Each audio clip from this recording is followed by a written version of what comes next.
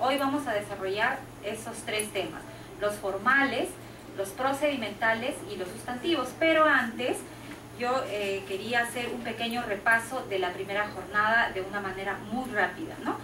La clase anterior hemos nosotros desarrollado el marco, no voy a decir general porque hemos hablado también de aspectos sustantivos, pero en todo caso hemos conversado sobre los conceptos más importantes relacionados con la técnica legislativa.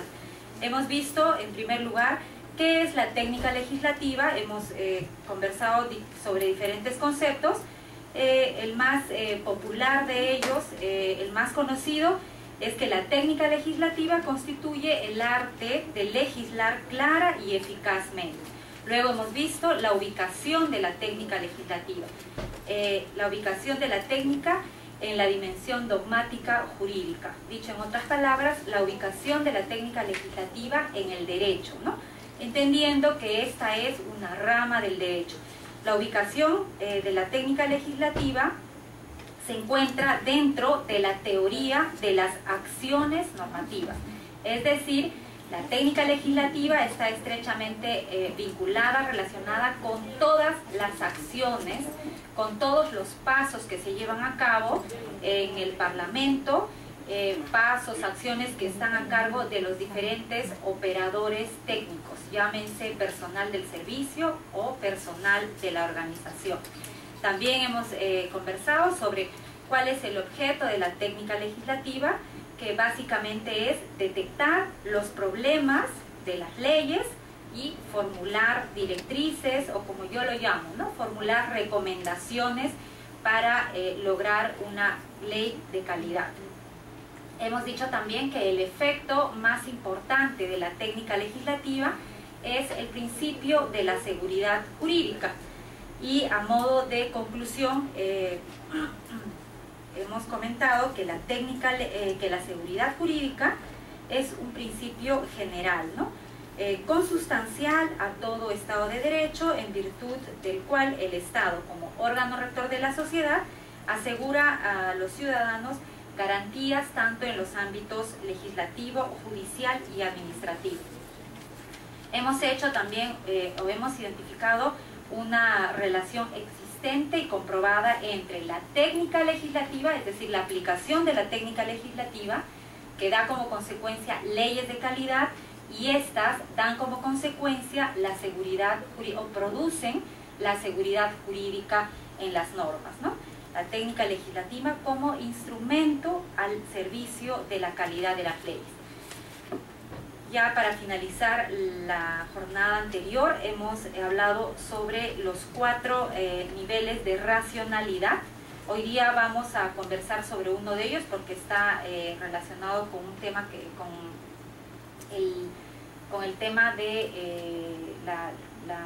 los procedimientos de la técnica legislativa, ¿no? Hemos hablado sobre la racionalidad lingüística o comunicativa, que se refiere a la redacción de las leyes, la sistemática, es decir, cómo lograr que la ley se introduzca con facilidad en el espectro normativo. Luego hemos hablado sobre la racionalidad teleológica y pragmática, es decir, la efectividad, la idoneidad, la necesidad, la proporcionalidad y la factibilidad de las leyes, ¿no? Que son los objetivos que debemos lograr cumplir cuando pretendemos presentar un proyecto de ley, cuando pretendemos aprobar una ley. Y finalmente la racionalidad ética o axiológica, ¿no? Vinculada con los valores que deben estar contenidos en las leyes. Hemos hablado también de la relación entre la calidad de las leyes y la técnica legislativa, y finalmente conversamos sobre el lenguaje de la ley, ¿no? Hemos ubicado al lenguaje legislativo dentro del lenguaje jurídico. El lenguaje legislativo que tiene como destinatario al conjunto de todos los ciudadanos y que tiene por función la regulación de la convivencia. Hoy vamos a tocar 3 aspectos de la técnica legislativa. Los aspectos formales, es decir, de forma, los aspectos procedimentales, que son todos los procesos que se llevan a cabo, los pasos, y los aspectos sustanciales. Hoy día he dejado como material de consulta, el departamento seguramente que les va a hacer llegar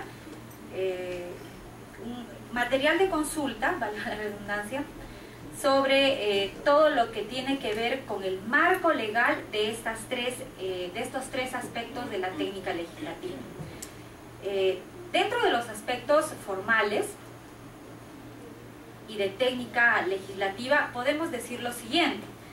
Se dice que los aspectos formales, es decir, cómo redactamos, cómo estructuramos la ley, todo aquello es de menor importancia, ¿no?, que ofrente a los aspectos sustantivos, es decir, al objeto de la norma, al tema que se pretende regular, al aspecto que se pretende regular. Se dice eso, ¿no?, que no importa cómo se hace la ley, lo importante es que exista la ley. Pero desde el punto de vista de la técnica legislativa, como ya hemos venido conversando, no es así. La técnica legislativa tiene un espacio determinado, no tiene una escala de prioridades. Dentro de la técnica legislativa todo es importante, ¿no?, y a eso debemos apuntar. Una ley de calidad es sinónimo de que es una ley bien redactada, con un lenguaje claro, preciso, concreto, y contiene el objeto real y que además tiene determinada la materia que se pretende regular. Resultan indispensables para un adecuado conocimiento, comprensión, aceptación y cumplimiento de las leyes. Los aspectos formales sirven para esto justamente, para que la norma se conozca, se comprenda, se acepte y se cumpla, ¿no? Es lo que todos aceptamos. Además, una ley que se puede leer y que se puede comprender con facilidad es más factible que se cumpla, ¿no?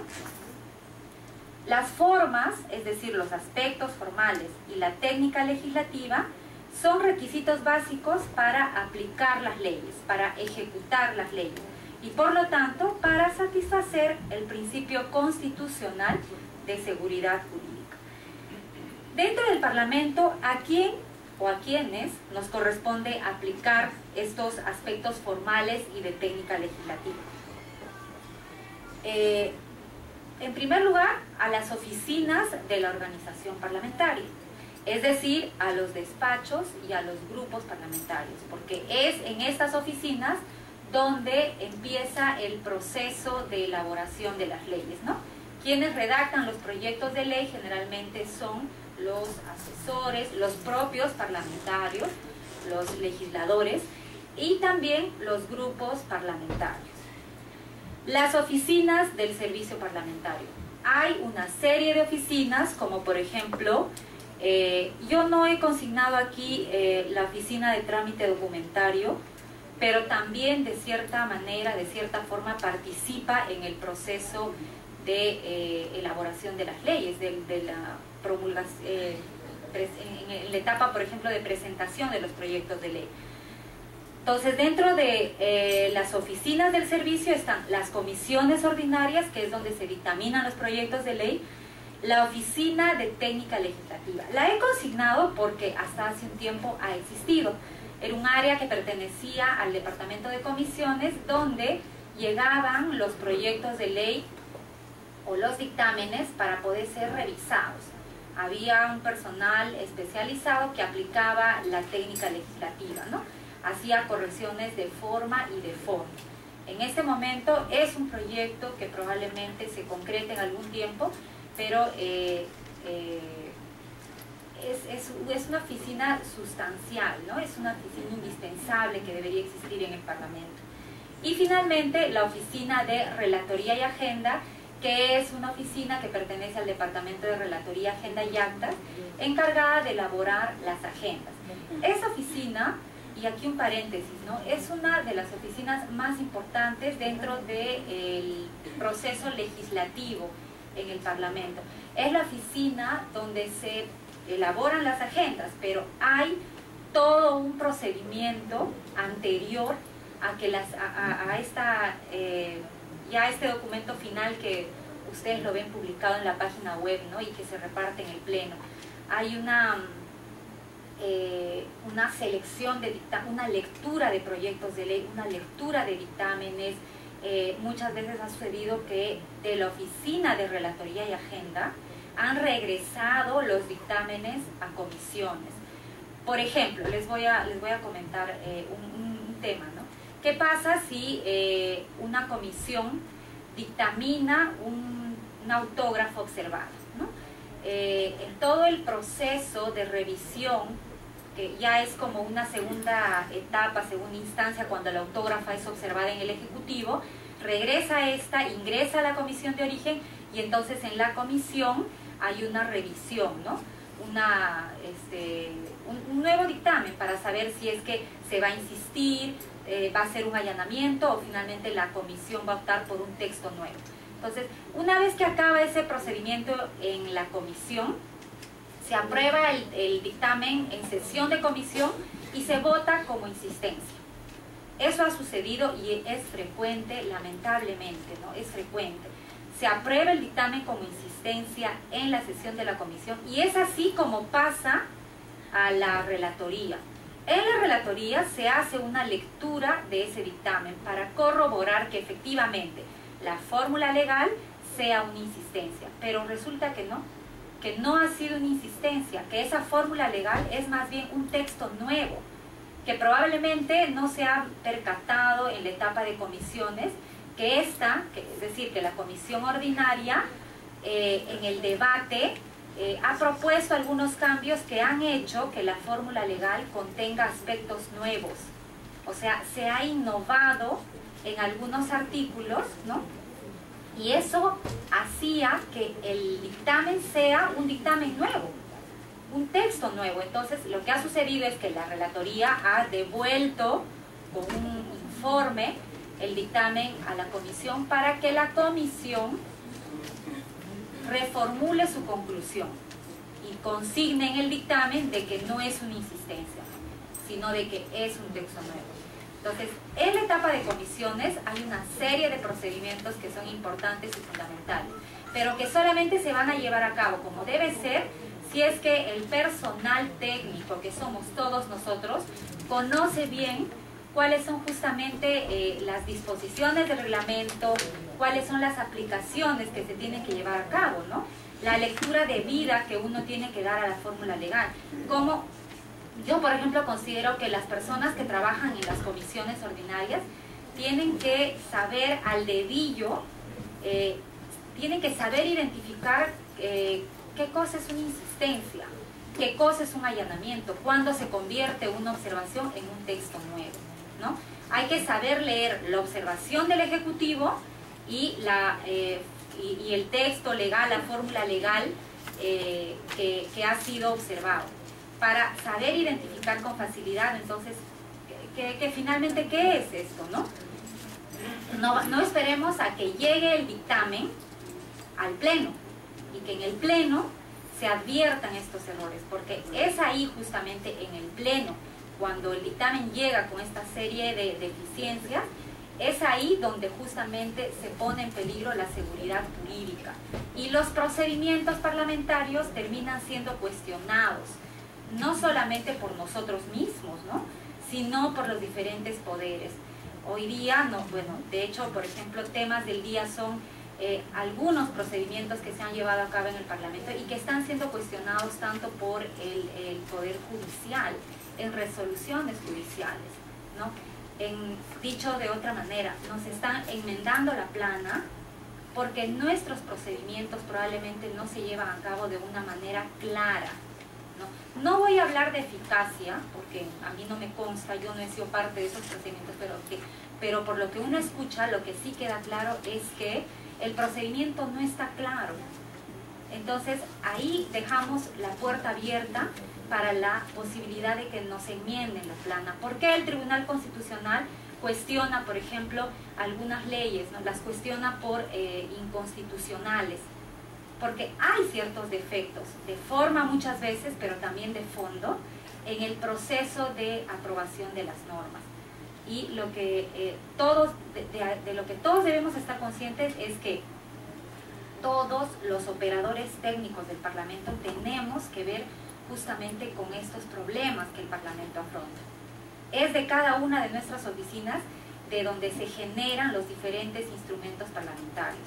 Hay que cuidar desde una carta que se formula, una carta, un oficio, un pedido, una moción, un proyecto, un dictamen. Todos esos documentos forman parte del espectro de los instrumentos parlamentarios y a todos ellos hay que darle el debido cuidado, la debida importancia. A todos ellos hay que aplicarle técnica legislativa, es decir, control de calidad. Sí. En el caso de la aprobación del proyecto de la provincia de Cancún, podemos decir que el procedimiento que se ha dado no ha sido el adecuado, porque no hay función de trabajar. Sí, mira, yo lo que he podido escuchar, y además porque soy trabajadora del Parlamento, ¿no? Desde que se inició el tema en la Comisión de Ética, ¿no? Porque todo esto se origina y se genera en un proceso llevado a cabo en la Comisión de Ética. Es un informe que contiene unas conclusiones, que luego que es un informe que ha sido aprobado por mayoría en la Comisión de Ética, y que luego ha sido corroborado por el Pleno, ¿no? Que es la Asamblea Máxima del Parlamento, pero que luego el parlamentario ha apelado ya en la instancia judicial. En la instancia judicial, el juez que ha revisado, o que ha tenido a cargo decidir sobre la acción que ha presentado el parlamentario, ha dicho que no corresponde aplicar la sanción. ¿Por qué? Porque la acción no está tipificada. Ha dicho que el Código de Ética no contiene una enumeración detallada de, digámoslo así, ¿no? De todas las faltas que pueden ser objeto de sanción. O sea, con esta opinión del juez, muchos no pueden estar de acuerdo, algunos sí.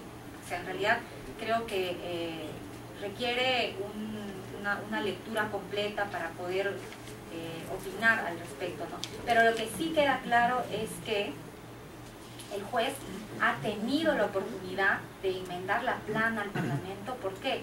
Porque el proceso no ha sido claro, ¿no? A mí me lleva a pensar eso, ¿no? Que ha tenido la oportunidad de cuestionar el procedimiento parlamentario, porque una de las razones es que el Código de Ética no es un código completo, que el Código de Ética debería ser como el Código Penal, que contenga todas las acciones descritas, ¿no? Eso es lo que ha dicho el juez.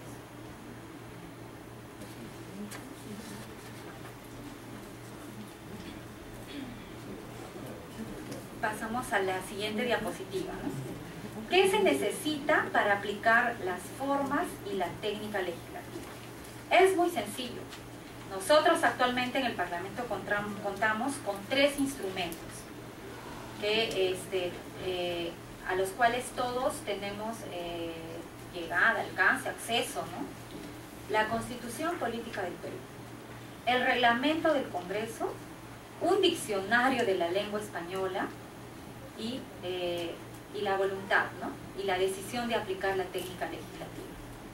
La Constitución y el Reglamento contienen una serie de disposiciones que indican cómo se ve, quiénes pueden presentar proyectos de ley, cuáles son los requisitos, qué cosa debe contener un proyecto de ley y cuáles son los pasos a seguir desde la presentación del proyecto hasta la aprobación de estas en el Pleno del Congreso.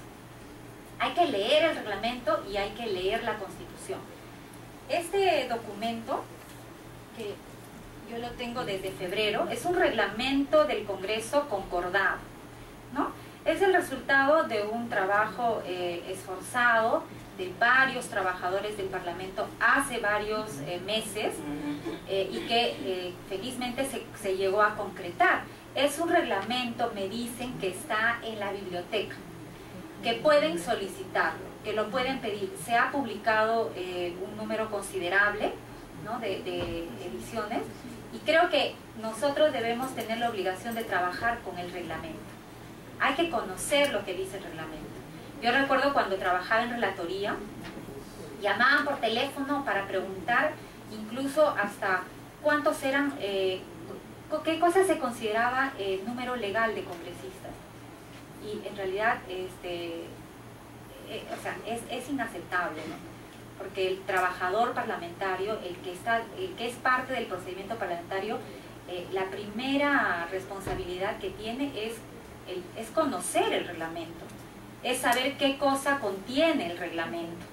Entonces, el reglamento concordado, yo les recomiendo, es un buen instrumento de consulta de trabajo. Contiene las disposiciones del reglamento concordadas, primero con la Constitución Política, luego con las sentencias del Tribunal Constitucional, que ustedes saben forma parte de la jurisprudencia. ¿Por qué? Porque son vinculantes, porque así lo dispone la Constitución, y luego con leyes especiales, la Ley Orgánica de Elecciones, leyes que regulan diversos aspectos económicos, en la parte del reglamento que habla sobre la aprobación, por ejemplo, de la ley de presupuesto, ¿no? Les recomiendo que lo pidan a la biblioteca y que trabajen sus diferentes instrumentos parlamentarios con el reglamento. Igual la Constitución, lógicamente, que es el marco jurídico principal y primordial, ¿no? Y un diccionario. Si no tienen un diccionario, les recomiendo que trabajen con la página de la RAE abierta, ¿no? Es básico para poder redactar, es básico trabajar con un diccionario, ¿no? Nuestro lenguaje no puede ser limitado. Y yo he hecho este pequeño gráfico porque en el entendido de que en algún momento, ojalá, el Parlamento tenga una oficina de técnica legislativa, esta área va a trabajar sobre las disposiciones constitucionales, es decir, la Constitución, el reglamento, el diccionario y sobre todo un manual de técnica legislativa. Este manual de técnica legislativa es el primer manual que hemos logrado en el Congreso. Salió hace como 2 años más o menos, aprobado por un acuerdo de mesa, pero que lamentablemente no se ha hecho vinculante. O sea, no existe la obligatoriedad de aplicarlo. Es un primer paso que hemos dado. Es un manual interesante que contiene una serie de disposiciones, no disposiciones, sino indicaciones, ¿no? Con ejemplos. Es un manual bastante didáctico para saber cómo redactar un proyecto de ley, cómo redactar un dictamen, ¿no? Cuáles son los pasos a seguir. Incluso contiene algunos temas sobre ortografía, sobre gramática, redacción. Entonces, y está obviamente elaborado en el marco de la Constitución, el reglamento y las disposiciones de la RAE, ¿no? Lo que hay que lograr es que este documento tenga un carácter vinculante, que sea una obligación en el Parlamento aplicar el manual de técnica legislativa cuando se elaboran los diferentes instrumentos, ¿no? Y los autores de los proyectos de ley, llámense los legisladores, deben tener el deber jurídico de observarlas. ¿A qué me refiero cuando consigné ese concepto, ¿no? Dice, autores de los proyectos de ley, deber jurídico de observarlas. Que el legislador que conoce cuáles son las disposiciones del manual de técnica legislativa que está elaborado en el marco de la Constitución y reglamento, va a ser complicado que objete lo que el asesor le diga, ¿no? ¿Por qué? Porque hay una base, ¿no? Es diferente que yo le diga al congresista, por ejemplo, congresista, esta ley no debe tener este título, sino debe ser de esta forma. Y lógico, él va a decir, ¿pero por qué? Entonces hay que tener un asidero técnico, hay que tener un concepto, ¿no? Hay que decirle, no así, así sí, ¿por qué? Porque el objeto de esta norma es la modificación y los títulos de las leyes modificatorias deben contener, ¿no? En el título, valga la redundancia, el objeto principal, que es la modificación. Entonces, cuando al parlamentario, al congresista, que no va a tener todo en la cabeza, y es que esa es la realidad, el parlamentario tiene tantas cosas en la cabeza, que estos aspectos que son más técnicos los tiene que manejar el asesor. Pero cuando el congresista pida una respuesta y quiera saber por qué así no y así sí, entonces hay que saber explicarla, pero con un fundamento técnico, ¿no? Hay algunos aspectos formales que son imprescindibles en la técnica legislativa, ¿no? Estamos hablando ahorita de, para los que han llegado un poco tarde, hoy vamos a desarrollar 3 aspectos de la técnica legislativa: los aspectos formales, con lo cual hemos empezado, los procedimentales y los sustantivos. Como les digo, ¿no? Hay aspectos que son imprescindibles desde el punto de vista formal, en la redacción y en la extensión. Primero, en la redacción, dice, respetar las reglas lingüísticas y de comunicación, trabajar con el diccionario, ¿no? Emplear un lenguaje culto, comprensible, preciso y conciso, como les comenté en la clase anterior, ¿no? ¿Por qué decir, por ejemplo, llevar a cabo acciones para investigar y no decir investigar? Ese es un ejemplo que a mí me gusta mucho porque me permite entender qué cosa es un lenguaje preciso y conciso, ¿no? Dar a los términos jurídicos el mismo significado en todo el texto. Un ejemplo de eso. ¿Por qué, por ejemplo, en una fórmula legal, en el artículo 1, yo consigno presentar una declaración jurada y además acceder a la resolución judicial y otras cosas más que se desarrollan? Y en el artículo 2 ya no le llamo declaración jurada ni resolución judicial, sino digo, bueno, en base a los documentos jurídicos que se tengan a los cuales tengamos acceso. ¿Por qué el artículo 1 digo declaración jurada y resolución judicial? ¿Y por qué en el artículo 2 me refiero a lo mismo, pero llamándoles, por ejemplo, documentos jurídicos? En una ley no debe suceder eso. La ley debe manejar los mismos términos jurídicos a lo largo de todo el texto. Cada ley debe contener un objeto claro y homogéneo, ¿no? Aquí, por ejemplo, entran estas famosas, las leyes ómnibus que le dicen, ¿no? O las leyes de escoba, donde hay un objeto que se va a regular, pero en las disposiciones complementarias ahí meto todo lo que puedo, ¿no? Si es una ley que va a regular un tema de transporte, no me importa, ya al final en las complementarias métele un tema laboral, consigna un tema hasta de educación probablemente. Eso es lo que no debe suceder. Y eso hay que advertir en el debate, hay que advertir no solo en el debate en el pleno, sino fundamentalmente en el debate en las comisiones. Porque en el proceso de aprobación de una ley, la etapa más importante es la etapa de las comisiones. Es ahí donde podemos o tenemos la oportunidad de salvar muchos aspectos importantes. Porque además, una vez que hemos logrado que en la etapa de comisiones la ley salga lo más limpia posible, el proceso de debate y de aprobación en el pleno va a ser facilísimo, ¿no? Va a ser mucho más rápido. Allá hay un tema de costo y beneficio. Si nosotros logramos un proceso eficiente en la etapa de comisiones, estamos facilitando el trabajo en el pleno. En cuanto a la extensión, por favor, en el momento que ustedes crean conveniente, pueden intervenir, interrumpir, ¿ya? Para preguntar, para comentar. Respecto de la extensión, dice, tratar de que el texto de los artículos sea lo más breve posible, sin que ello suponga merma de la claridad y densidad de la regulación de materias complejas, ¿no?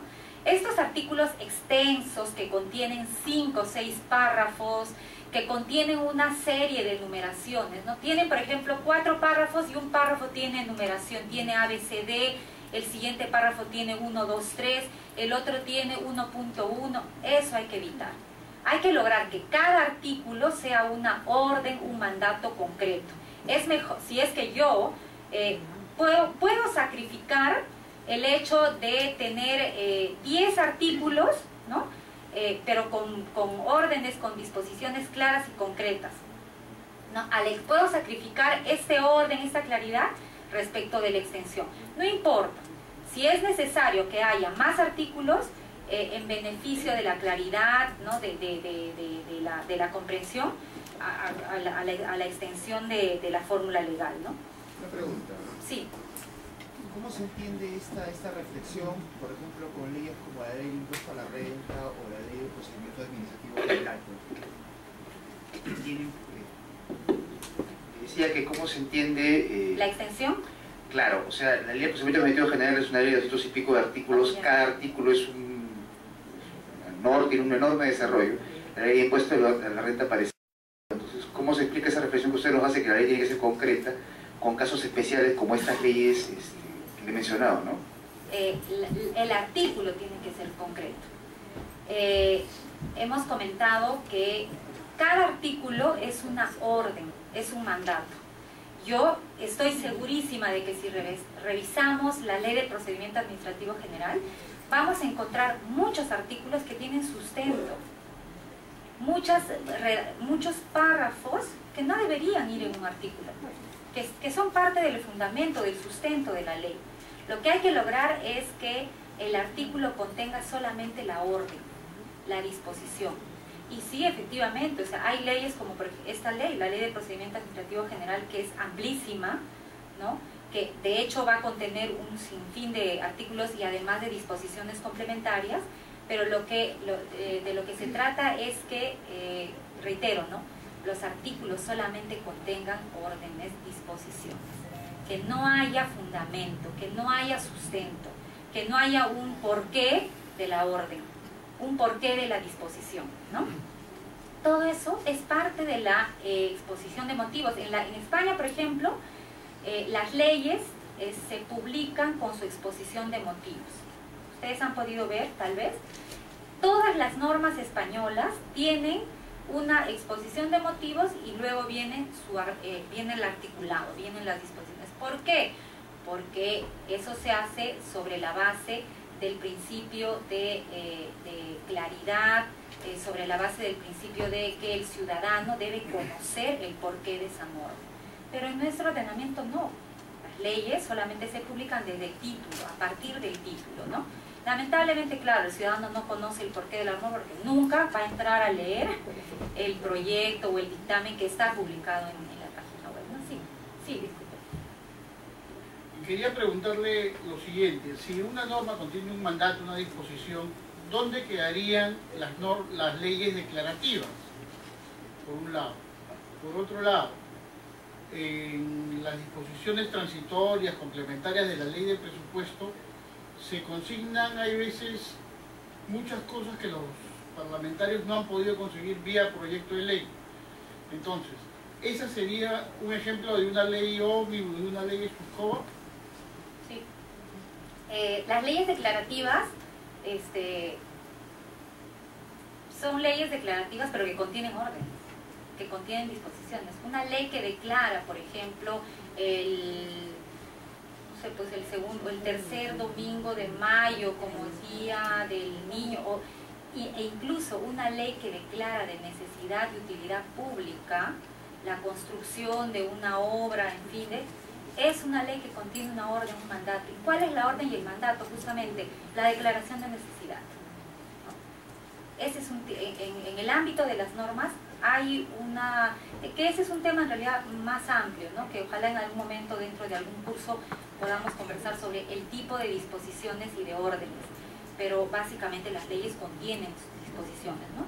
Una ley declarativa, sí, definitivamente contiene, y en una declarativa la orden justamente es la declaración, ¿no? Y en cuanto a las leyes de presupuesto, lógico, las leyes de presupuesto son el ejemplo más común de las leyes escoba, de las leyes ómnibus.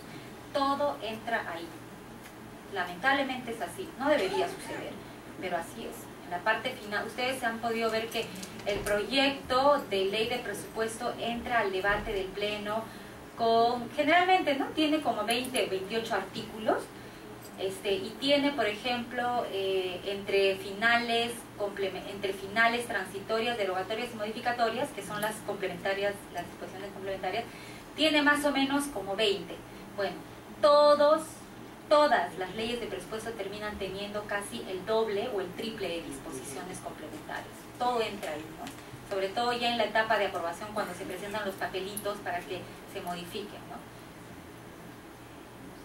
Sí. Buenos días. Justamente sobre la ley de presupuesto. La ley de presupuesto tiene un cuerpo de artículos, son 25, 30, y luego tiene las disposiciones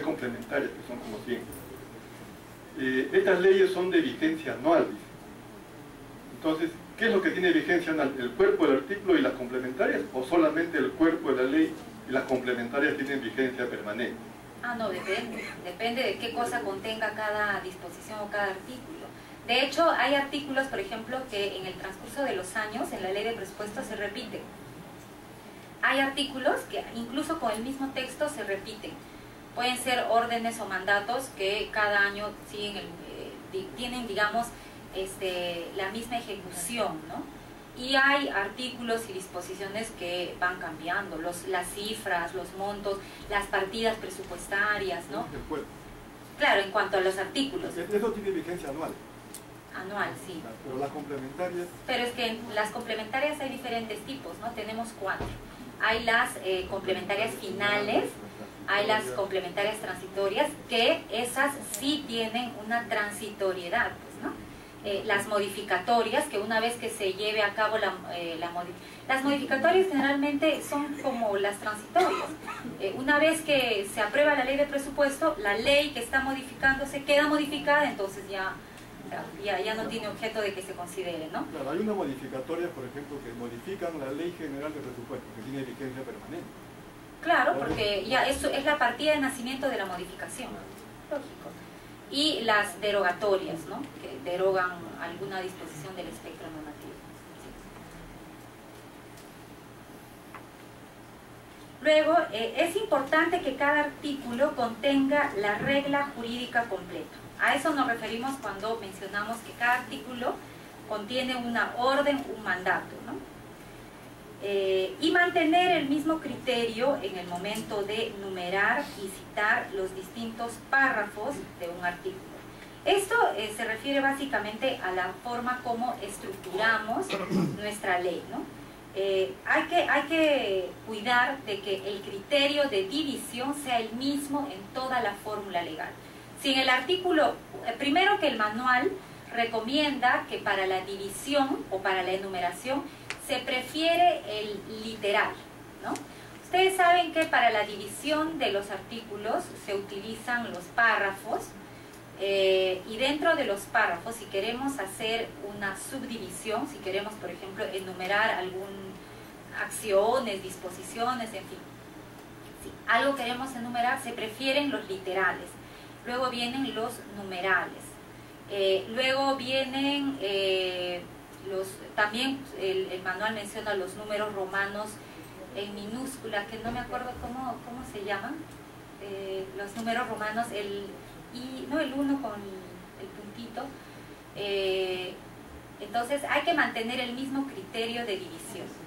Si he subdividido mis párrafos en literales, en los siguientes artículos también utilicemos primero los literales, luego los numerales, ¿no? Y esto también, entre paréntesis, porque ya tiene que ver con un tema específico de redacción, ¿no? Los incisos pueden ser numerales o literales.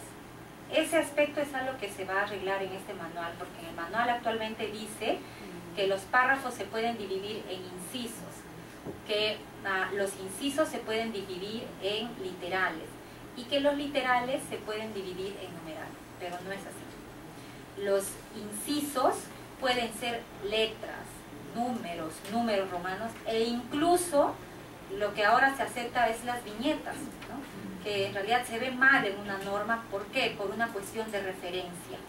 Cuando yo le pongo a una fórmula legal una viñeta, esa bolita, una flechita, ¿no?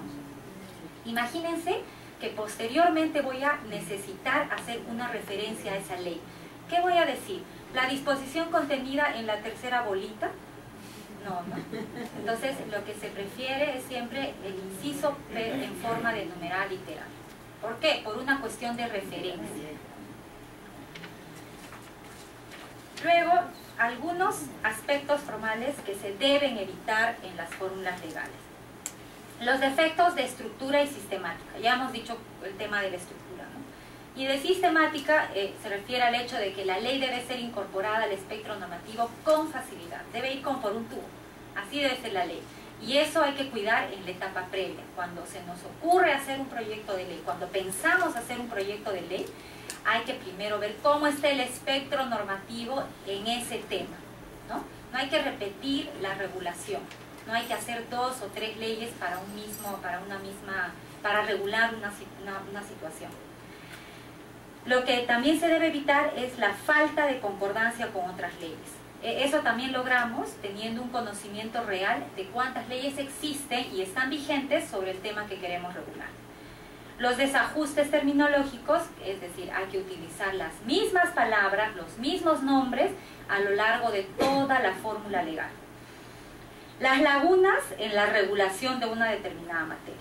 Claro, o sea, lo que hay que tratar es que si yo voy a regular una materia en el tema educativo, que no se quede nada fuera, ¿no?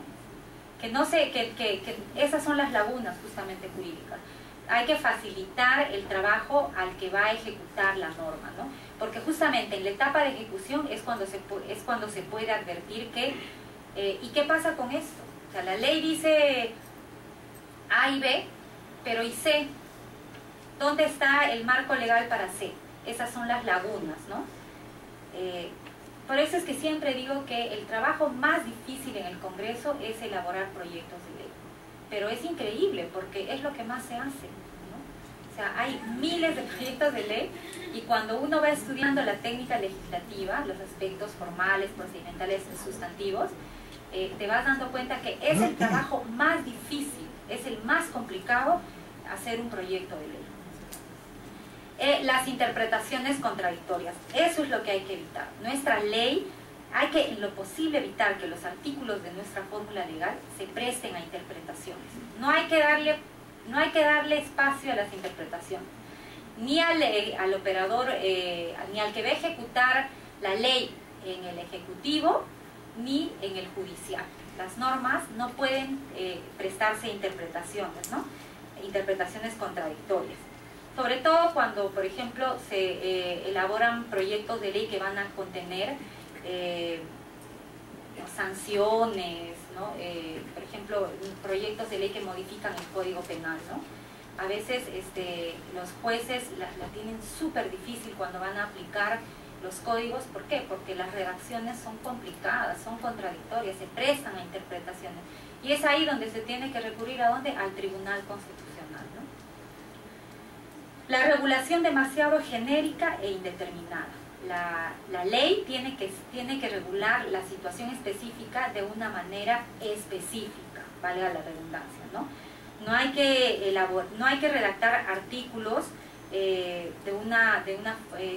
regulando la materia de una forma genérica, vaga, ¿no? No. Hay que regular de una manera determinada, precisa.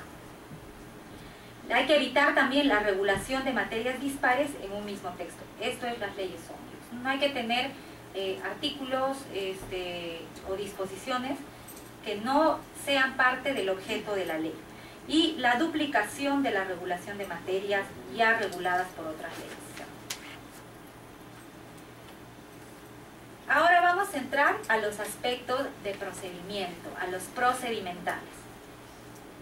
El material de consulta que he dejado hoy es un resumen de los artículos de la Constitución y del reglamento y algunos conceptos que he desarrollado, ¿no? Para saber cuál es el marco legal de quiénes pueden presentar los proyectos de ley, cuáles son los requisitos para presentar proyectos de ley. También he considerado en este material algunos acuerdos de consejo directivo que no son parte del reglamento, pero que son acuerdos que se aplican para el procedimiento diario, ¿no? ¿Quiénes pueden presentar proyectos de ley? Son 8 sujetos, de acuerdo a lo que establece el artículo 107 de la Constitución y el 74 del reglamento. En primer lugar, el presidente de la República, los congresistas. La Constitución dice y otros poderes del Estado, no dice el Poder Judicial, pero entendiendo que los 3 poderes del Estado son el Ejecutivo, el Legislativo y el Judicial, se entiende que ese párrafo se refiere al Poder Judicial, ¿no? Las instituciones públicas autónomas, donde está obviamente la OMP, el Jurado Nacional de Elecciones, el Consejo Nacional de Magistratura, en fin. Los gobiernos regionales, los gobiernos locales, los colegios profesionales y los ciudadanos. estos 8 sujetos están descritos en la Constitución y en el reglamento como aquellos que tienen la facultad de presentar propuestas, iniciativas legislativas. ¿Cuáles son los requisitos para la presentación de proyectos de ley? Sí. Solamente una aclaración. Sí. En las instituciones públicas autónomas, en la Constitución hay unos artículos especiales, el 180, sí. pero en esta relación del 180 para adelante no figura el Banco Central de Reserva ni la Contraloría. No, mira, sí. Esos están antes. Así es. Esos están antes. Y ellos también se consideran como instituciones públicas autónomas, tienen iniciativa legislativa. Sí, así es. Justo ayer yo revisaba la Constitución porque no recordaba si había o no algún artículo en la Constitución donde se menciona taxativamente cuáles son aquellas instituciones públicas autónomas, ¿no? Y no hay un artículo, ustedes no van a encontrar un artículo en la Constitución que diga estas son las instituciones públicas, no. Las instituciones públicas autónomas son aquellas a las cuales la Constitución le reconoce autonomía, ¿no? Por ejemplo, el BCR, ahorita no tengo los artículos, pero ahí dice, ¿no? El desarrollo del artículo constitucional. En economía, creo. Dice, ¿no? Una institución autónoma. Basta que la Constitución le reconozca autonomía a la institución para ser considerada como una institución pública autónoma. Está la Contraloría, el BCR, el Consejo Nacional de la Magistratura, el Jurado Nacional de Elecciones, la OMPE. El caso de la OMPE fue desestimado, querían que sea por el Jurado Nacional de Elecciones. Así es, sí. Pero al final ese informe nunca se aprobó, entonces han aceptado el proyecto de ley, ¿no? Porque el informe nunca llegó a aprobarse en el Congreso. ¿Cuáles son los requisitos para la presentación de los proyectos de ley? Aquí hay una enumeración, en realidad, si yo no quiero cansarlo, de hecho en el material que les he entregado está, para que sea material de consulta para su trabajo diario. Hay una serie de requisitos que se deben cumplir cuando el presidente de la República envía proyectos de ley. Otra serie de requisitos cuando se trata de proyectos de congresistas, cuando se trata de proyectos del Poder Judicial, de los gobiernos regionales, de los colegios profesionales, de los gobiernos locales y de los ciudadanos. En el material de consulta está. Entonces, para no cansarnos, porque tampoco yo quiero leer todo esto, vamos a simplemente mencionar que hay una serie de requisitos, ¿no? Aquí están, por ejemplo, respecto del presidente son 10 los requisitos que además están desarrollados en el reglamento, ¿no? Todo esto está en el artículo 76 del reglamento. Pero que hay que conocer, hay que saber, ¿no? En cuanto a los proyectos de demarcación territorial, los permisos de viaje del presidente, las resoluciones legislativas para las pensiones de gracia, ¿no? Todos los proyectos que presente el Ejecutivo, el presidente, tienen prioridad. Así lo establece el reglamento. Tienen prioridad. Igual con respecto a los requisitos de los congresistas, ¿no? Igual, que no pueden crear ni aumentar gasto público. Este tema de no pueden crear ni aumentar gasto público, ¿no? Es un tema interesante. No muchos o no todos conocemos qué es gasto público. No sabemos con facilidad identificar cuándo un proyecto de ley genera o no gasto público. Hay un libro interesante que se ha publicado en el Congreso, que también está en la biblioteca, que es una compilación de un seminario que hubo en la Universidad de Lima sobre Derecho Parlamentario. Y en este libro hay una ponencia de una trabajadora del Parlamento sobre gasto público, ¿no? ¿Cuándo un proyecto de ley genera gasto público? Para la siguiente clase yo voy a traer una copia de la ponencia para poder alcanzarles, para que ustedes puedan darle lectura y sacar sus propias conclusiones, ¿no? No pueden, bueno, y hay otra serie de requisitos que cumplir respecto de los proyectos de los congresistas, del Poder Judicial, de los ciudadanos, que deben ir acompañadas por firmas de por lo menos 0.3% de la población electoral.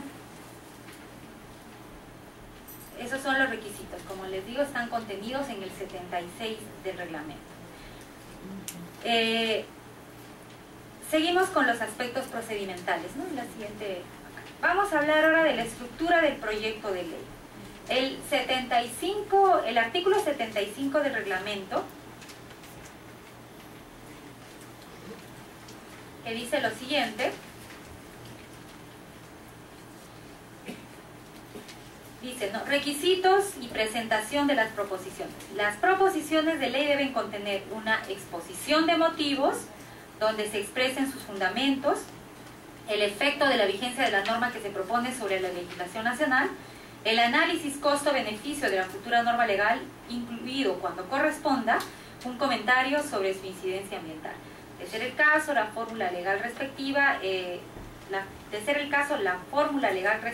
que estará dividida en títulos, capítulos, secciones y artículos. Bueno, acá hay un que está de más, porque en realidad debe ser, de ser el caso, la fórmula legal respectiva estará dividida en títulos. Incluso fíjense que acá también hay algo de técnica legislativa, ¿no? En este artículo dice cómo es que debe estar estructurada la fórmula legal. El artículo desarrolla en general cuáles son las partes de un proyecto de ley, pero esa es la estructura, ¿no? El proyecto de ley debe contener una presentación, un título, el texto normativo, que es la fórmula legal, que está conformada por, si es que es necesario o conveniente, un título preliminar. En el título preliminar no se olviden que no van órdenes ni disposiciones. En el título preliminar de una ley solamente se consignan los principios sobre los cuales está elaborada la ley, ¿no? Principios que se van a aplicar cuando esa ley se ejecute. No hay un título preliminar, no, el título preliminar solamente contiene principios, nada más. Luego del título preliminar puede venir un capítulo primero, un título primero donde ya se consignen los artículos que contienen solo órdenes, mandatos o disposiciones. A eso se llama la parte sustantiva. La parte final, que se refiere a todo lo que son disposiciones complementarias, y anexos cuando corresponde. El glosario también se considera un anexo. Hay leyes que regulan aspectos bastante técnicos que deberían tener un glosario. Es importante, indispensable, para que el ciudadano conozca y entienda la ley, cuando el tema es bastante técnico, que ésta contenga como anexo un glosario.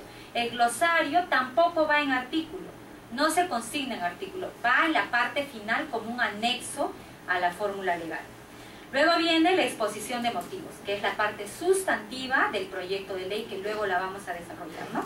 Dentro de la exposición de motivos dice el reglamento que va los fundamentos de la propuesta, el efecto de la vigencia de la norma, el ACB, el famoso ACB, que es la parte más importante del proyecto, el análisis costo-beneficio, la incidencia ambiental, la relación con la agenda legislativa y anexos cuando correspondan, ¿no? Creo que en este momento el tema de la agenda legislativa no está vigente. Hay una agenda legislativa que no es la agenda del Pleno, por si acaso, ¿no? La agenda legislativa es un documento que se aprueba mediante una resolución legislativa del Congreso cuando empieza un periodo anual de sesiones. La agenda legislativa contiene o se realiza en el marco de todas las políticas que están contenidas en el Acuerdo Nacional. ¿Y qué cosa contiene la agenda legislativa? Todos aquellos proyectos importantes, prioritarios, que van a ser el camino o el instrumento para poder desarrollar justamente estas políticas públicas, ¿no? Eso debería decir también el proyecto, si es que tiene o no relación directa con la agenda legislativa. Para la presentación del proyecto de ley, el artículo 77 desarrolla el tema en el reglamento, ¿no? Hay que cumplir primero todos los requisitos reglamentarios formales. Una vez que se ha elaborado el proyecto, se presenta al área de trámite documentario, ¿no? ¿Trámite qué hace? Registra el proyecto, creo que se presenta 2 copias, si no me equivoco, a trámite, ¿no? Tres. Hay un original y 2 copias. Ajá. Y bueno, también se Antes se enviaba por correo electrónico el texto del proyecto para que la oficina encargada se las publique, ¿no? Pero ahora lo que se está haciendo es escanear. Se está escaneando el proyecto de ley con la firma, los sellos y todo esto para poder publicarlas en el portal institucional, ¿no? Esto por la seguridad de que el documento sea exactamente el mismo en papel, ¿no? y en la publicación de la web. Luego viene la publicación en el portal del Congreso por 7 días calendarios. Por 7 días calendario la publicación. Luego viene la remisión de la propuesta del proyecto de ley a la primera vicepresidencia, pero también se comunica a la oficialía mayor. ¿Para qué? Para que el proyecto sea derivado a la comisión o a las comisiones que corresponden, ¿no? También hay una etapa de exoneración de algunos de estos procedimientos mediante la Junta de Portavoces. La Junta de Portavoces, que es un órgano del Congreso, tiene la facultad reglamentaria de exonerar a los proyectos y también a los dictámenes de algunas etapas que establece el reglamento. La presentación del proyecto de ley a trámite documentario debería ser un filtro en el Congreso para que empiece el buen procedimiento legislativo. Yo no sé si en el Departamento de Trámite Documentario hay una revisión de no solamente la forma, sino el contenido del proyecto de ley, ¿no? En Costa Rica, por ejemplo, en el Parlamento, el Departamento de Trámite Documentario es el primer filtro para la calidad de las leyes. Este departamento tiene la facultad reglamentaria de rechazar los proyectos de ley. Existe personal calificado que tiene el mandato de, por ejemplo, observar un proyecto de ley si éste en alguno de sus artículos genera gasto público.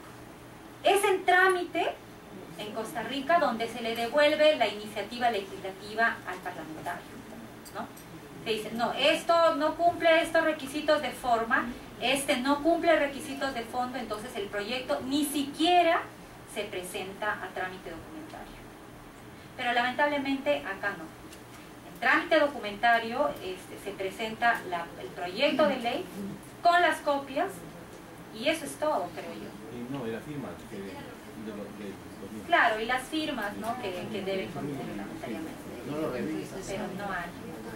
Yo no sé qué piensan ustedes, qué opinan, pero para mí, definitivamente, el Departamento de Trámite debería tener la posibilidad de ser el primer filtro para la aceptación de los proyectos de ley, ¿no? Porque ahí está justamente la economía procesal, ¿no? ¿Para qué un proyecto de ley que se... Sí. En la administración pública hay un procedimiento más o menos como el que usted comenta. Cuando un administrado va a presentar algún recurso o alguna solicitud, la primera oficina que revisa los documentos, cumple con lo que dice el TUPA, es trámite documentario y le devuelve al administrado su solicitud si es que falta algún requisito dentro de las 24 horas, en el mismo día. Capaz eso podría hacerse en el Parlamento, pero podría tomarse como que al parlamentario le estaríamos recortando posibilidad de iniciativa legislativa. Sí, pero bueno, de hecho, que es un trámite administrativo. Es dentro del Parlamento el tema de la presentación del proyecto de ley, todavía no es etapa legislativa, es etapa administrativa. Y debería, sí, efectivamente, yo creo. Pero eso también depende de nosotros. Si en el Parlamento hubiera personal calificado que conoce el procedimiento y que tiene una autoridad técnica para decir, es que esto es iniciativa de gasto. Y el reglamento dice que los proyectos que presentan los congresistas no deben generar gasto. Pero debemos reconocer que actualmente no hay autoridad técnica en muchos de los trabajadores porque no conocemos el reglamento, no conocemos los procedimientos. Actuamos en muchas ocasiones como con una venda en los ojos, ¿no? Y sabemos decir sí a todo o no a todo y no cuestionamos. Y lo que deberíamos hacer es justamente cuidar el procedimiento parlamentario, ser los soldados de lo que dice la Constitución y el reglamento. sea, yo estoy en desacuerdo absoluto cuando se dice, ah, pero es que el congresista ha dicho, pero es que el parlamentario ha dicho. No, ¿por qué desprestigiarlos así? Eso no es cierto. O sea, eso es desprestigiarlos de plano. O sea, yo soy una trabajadora de despacho, de grupo, de comisiones. Y si no conozco el reglamento, estoy segura de que esa va a ser mi salida. Bueno, no, el congresista me dijo, o sea, no, usted reciba nomás. Y eso no puede suceder, pues no puede ser. Debemos tener autoridad técnica para cuidar los procedimientos parlamentarios. El departamento de trámite también es un departamento sumamente importante. Ahí empieza justamente la economía procesal parlamentaria. ¿Para qué? Recibir un proyecto de ley que, mire, va a pasar a trámite, va a ir a la primera vice, va a ir a oficialía.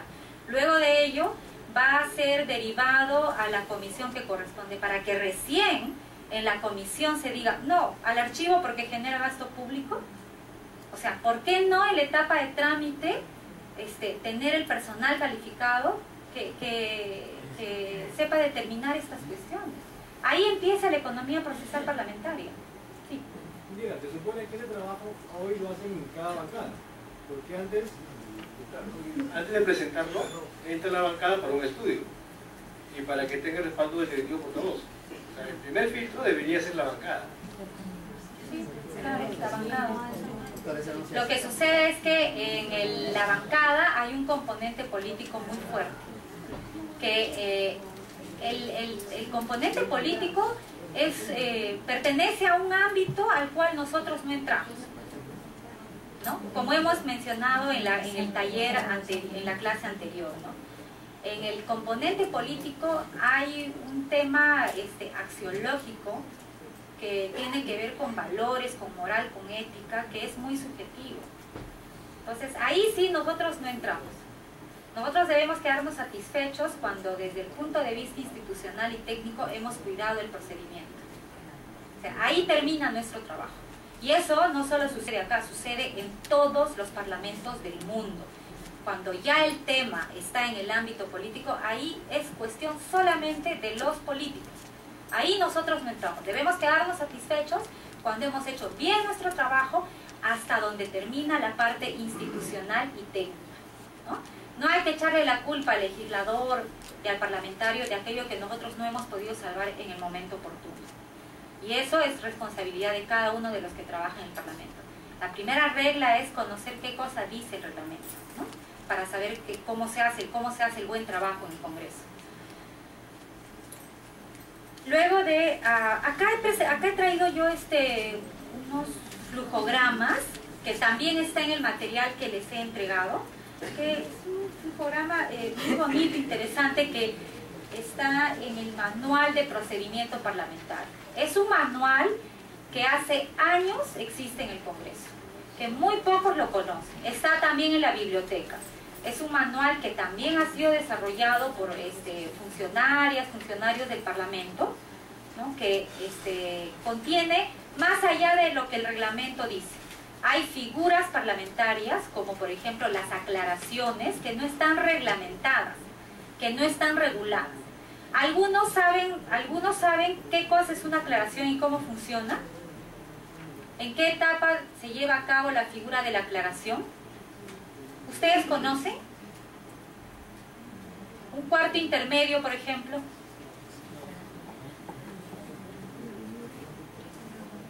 Es complicado cuando no esté en el reglamento, ¿verdad? Es complicado, no es lo mismo que una cuestión previa, que sí está desarrollada en un artículo del reglamento, ¿no? Si uno quiere saber qué cosa es una cuestión previa, cojo mi reglamento y leo. En cambio, el cuarto intermedio y la aclaración, por ejemplo, solamente por ponerles un par de ejemplos, son figuras que no están reglamentadas, pero que la práctica parlamentaria ya las ha institucionalizado. Y que probablemente en un reglamento que ojalá salga en lo posterior, un reglamento nuevo, se recoja esto. ¿Por qué? Porque la práctica también es una fuente del derecho. La práctica parlamentaria, así como la práctica jurídica, es una fuente del derecho parlamentario. Y definitivamente va a haber en algún momento un artículo que hable sobre aclaración, sobre cuarto intermedio, sobre viajes de representación. Eso, por ejemplo, que ya se va llevando a cabo 2 o 3 años, si no me equivoco, 3 años ya, los famosos viajes de representación, ¿no? Van a estar también reglamentados, o deberían estar reglamentados, ¿no? ¿Para qué sirve, por ejemplo, un informe de viaje de representación? Yo no lo sé. Yo no sé para qué sirve un viaje. He podido ver algunos informes de viaje de representación terribles, así, terribles. He visto hasta informes que contienen como 18 páginas, donde en las 5, en las 7 y en la 14 se repiten párrafos completos, ¿no? O sea, incluso hasta lo pegan tan mal que no se dan cuenta que hay incoherencias de párrafo a párrafo, ¿no? Yo no sé para qué sirve un informe de viaje de representación, pero debería servir para algo, pero debería tener utilidad. ¿Por qué? Porque tiene un costo en el Parlamento, ¿no? Y eso también es responsabilidad de nosotros, no es del parlamentario. El parlamentario cumple su función cuando ha viajado, cuando ha estado con los ciudadanos, cuando ha interactuado con los ciudadanos. Porque entiendo que el objeto principal de un viaje de representación es eso, es la interacción del parlamentario con el ciudadano, ¿no?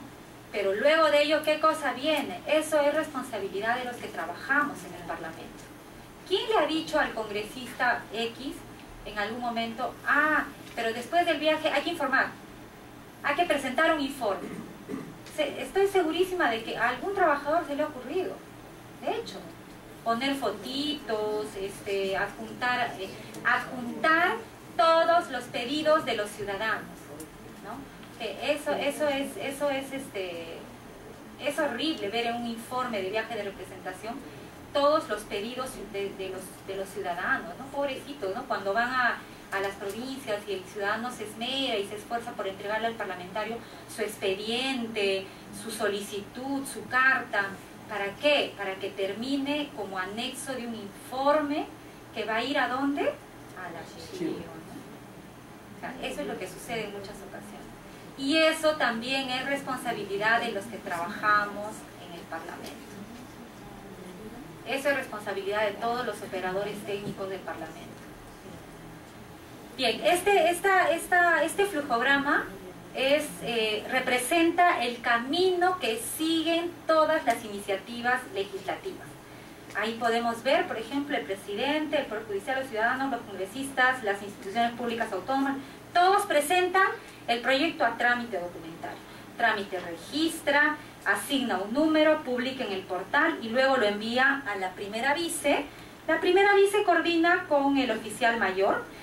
Los decretos de los proyectos de ley, en primer lugar, se determinan en la Dirección General Parlamentaria, ¿no? En la práctica, en la realidad, lo que sucede es que la DGP tiene una oficina donde trabajan asesores.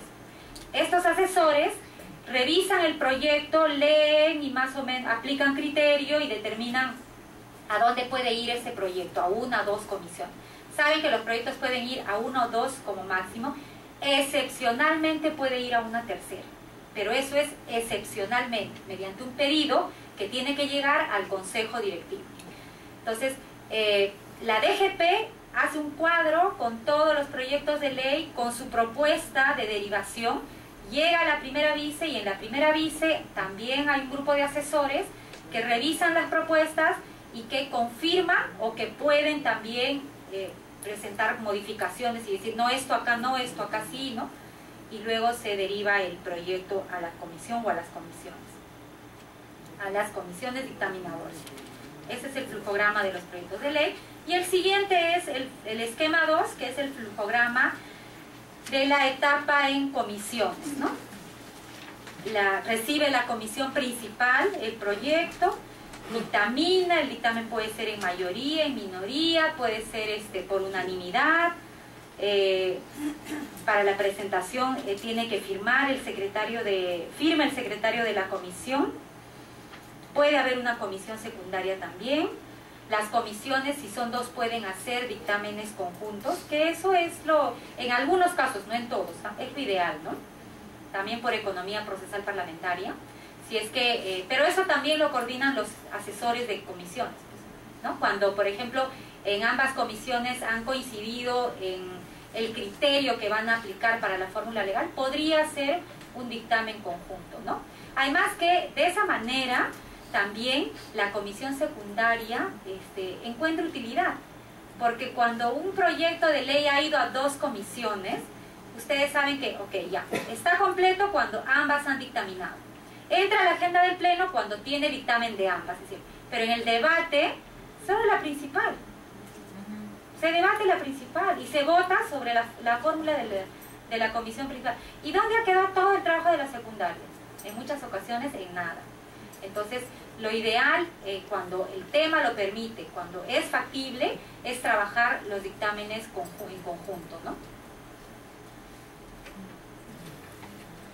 Con eso hemos terminado toda la etapa de procedimiento, ¿no? Desde que se presenta el proyecto de ley a trámite hasta que las comisiones dictaminan y el dictamen va al pleno del Congreso. Ahora vamos a entrar a la tercera etapa, a la etapa final, que tiene que ver con la parte sustantiva de la técnica legislativa. Habíamos mencionado cuando hablamos de la estructura del proyecto de ley que la parte más importante del proyecto de ley, o la parte sustantiva, mejor dicho, la parte sustantiva del proyecto de ley es la exposición de motivos. La exposición de motivos, dentro de la cual están los fundamentos de la propuesta, el efecto de la vigencia de la norma, el análisis costo-beneficio, la incidencia ambiental, la relación que tiene el proyecto con la agenda legislativa, ¿no? Bien, los aspectos sustantivos tienen 3 grandes vertientes, que las hemos desarrollado en la clase anterior cuando hemos hablado de los diferentes niveles de racionalidad. Las 3 grandes vertientes de la parte sustantiva de la técnica legislativa son la idoneidad, la necesidad y la proporcionalidad. La ley es idónea si nos permite lograr los objetivos planteados o perseguidos. La ley es necesaria o es indispensable solo si los objetivos planteados no pueden ser alcanzados empleando medidas de menor incidencia, es decir, decretos u otro tipo de resoluciones, ¿no? Y la ley es proporcional si se logran los objetivos perseguidos a un coste satisfactorio.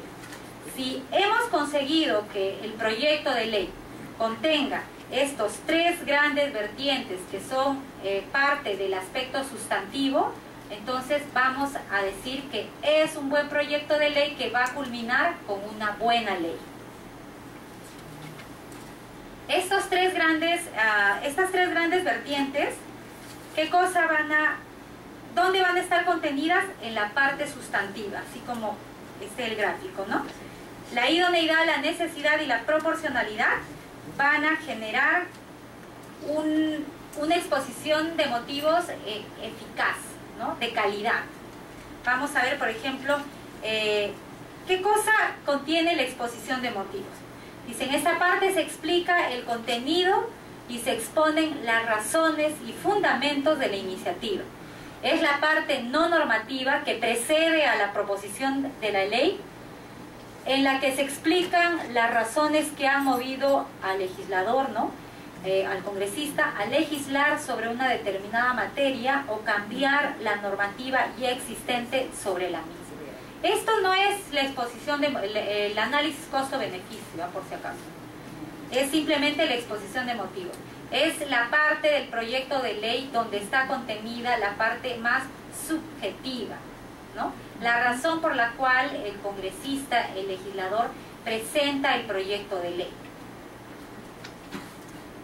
Y dentro de los fundamentos de la propuesta está de la exposición de motivos, vienen primero los fundamentos de la propuesta.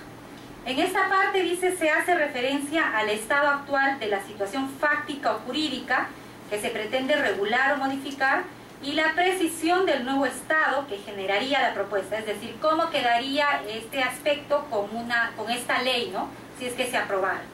El análisis del marco normativo, además, y cuando corresponda el análisis de las opiniones sobre la propuesta. En esta parte, en los fundamentos de la propuesta, es donde se consignan las diferentes opiniones que se solicitan a las diferentes instituciones, ¿no?, públicas, y en muchos casos también a instituciones privadas, ¿no? Luego viene el efecto de la vigencia de la norma que se propone sobre la legislación nacional. Aquí se hace una referencia al tiempo en el que la ley rige y al espacio en el que se aplica, ¿no? O sea, dice, los efectos de la ley en el tiempo plantean preguntas relativas a su vigencia. La ley tiene un momento en que se inicia su vigencia y otro en el que termina. Los efectos de la ley en el espacio se refieren al alcance territorial de aplicación de la ley.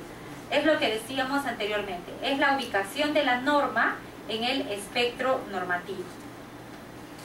Y esta es la parte más difícil del proyecto de ley, el famoso ACB, el análisis costo-beneficio, ¿no?, que es el costo-oportunidad.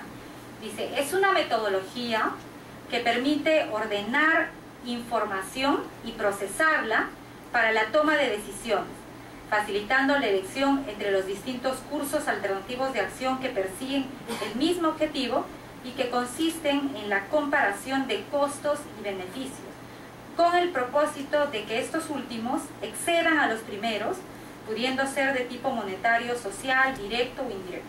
El costo-beneficio no es para nada aquello que vemos casi en la mayoría de proyectos, ¿no? Análisis costo-beneficio de la propuesta legislativa, 5 líneas en las cuales se dice, este proyecto no genera gasto público. Eso no es costo-beneficio. El costo-beneficio es un análisis mucho más amplio, ¿no? Es el famoso ACB, que es difícil elaborarlo, realizarlo. En realidad es una metodología para saber, como dice acá, o para lograr, como dice acá, ¿no?, que los beneficios sean más altos que los costos.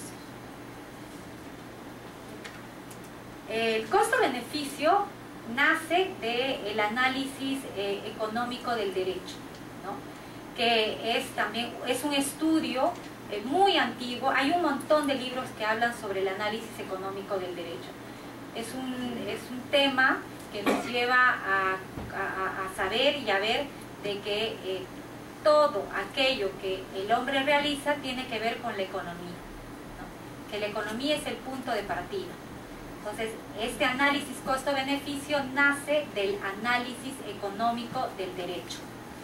Hace como 1 año y medio, 2 años creo, el Departamento de Investigaciones realizó un curso de análisis costo-beneficio.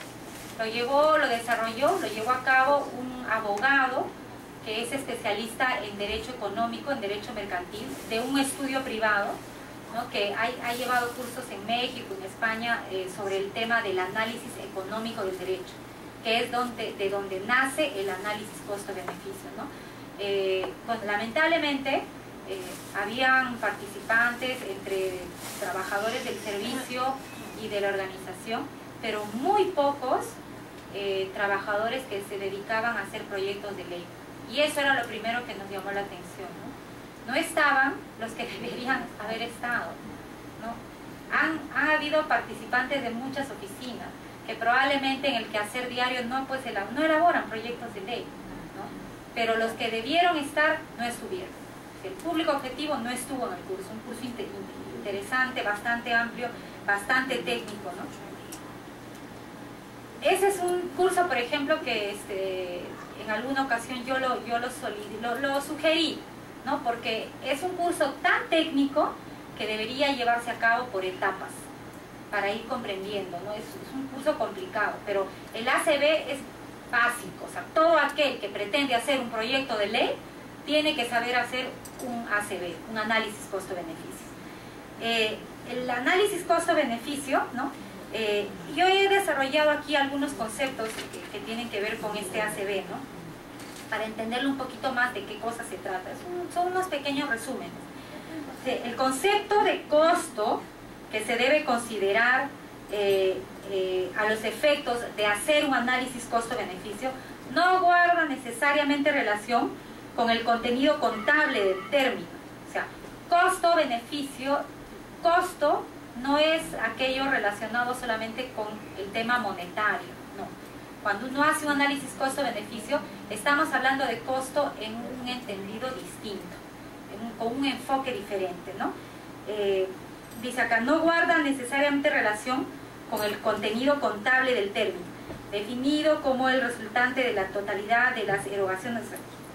Esto que está entre paréntesis se refiere a que costo no relacionado con lo monetario, no, sino desde una perspectiva económica como el costo de oportunidad, ¿no? Costo de oportunidad que logramos si es que aplicamos la idoneidad, la proporcionalidad, la factibilidad, la eficiencia, la eficacia, la norma, ¿no?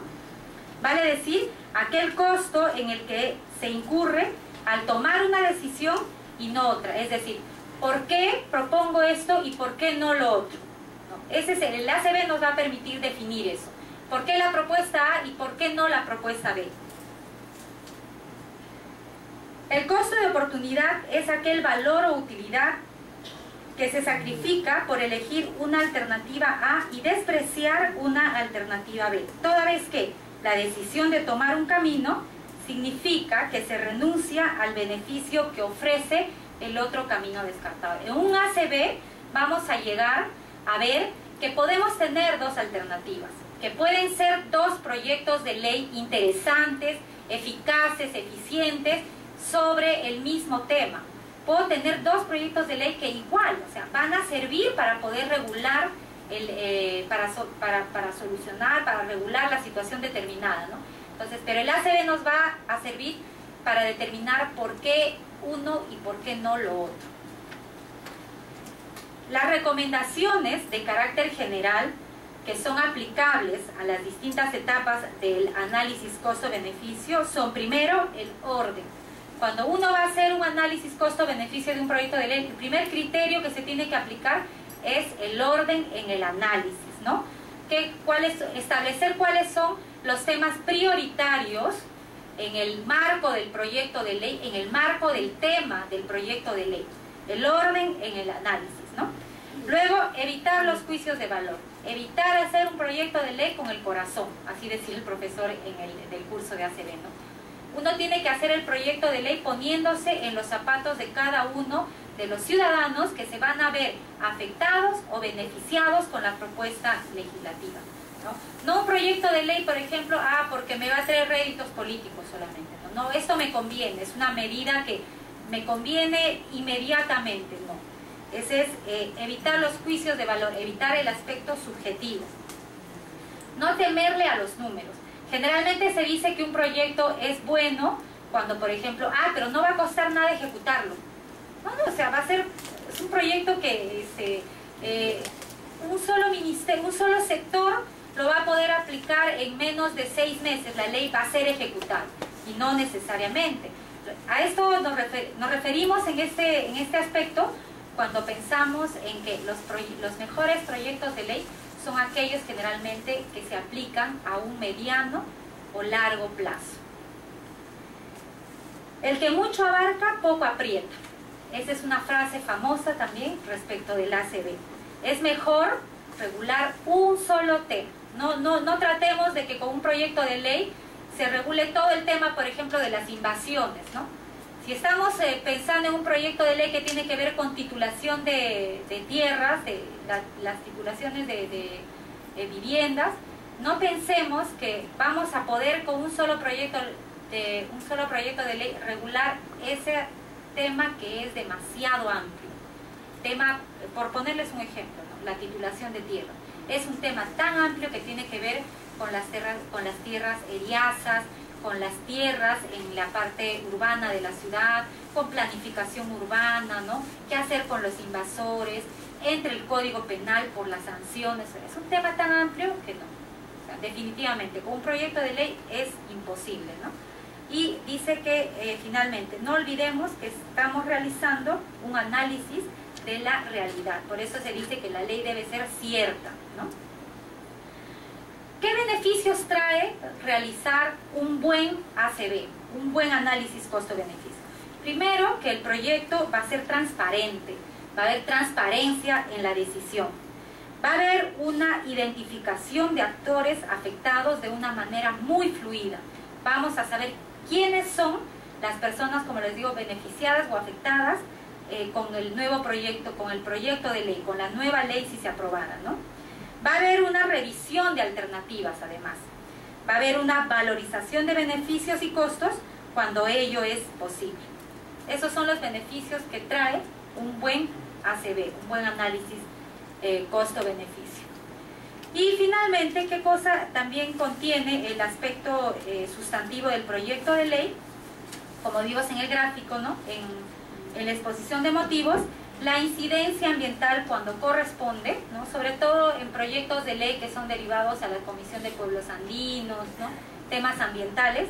Y finalmente, la relación del proyecto con la agenda legislativa. Esos son los aspectos sustantivos de la técnica legislativa respecto de los proyectos de ley. ¿Bien? Entonces, hemos concluido con el tema de hoy. 3 aspectos hemos visto. Los aspectos formales, los procedimentales y los sustantivos. Formales, todos aquellos referidos a cómo redacto el proyecto de ley, ¿no? ¿Qué es lo que debo evitar? Aspectos formales en cuanto a la extensión, a la redacción del proyecto de ley. Aspectos procedimentales, todo el camino que recorre un proyecto de ley, desde la presentación a trámite documentario hasta la derivación a las comisiones ordinarias. Y los aspectos sustantivos, más importante de ellos, el ACB, el análisis costo-beneficio de los proyectos. Bien, entonces hemos terminado con la clase de hoy.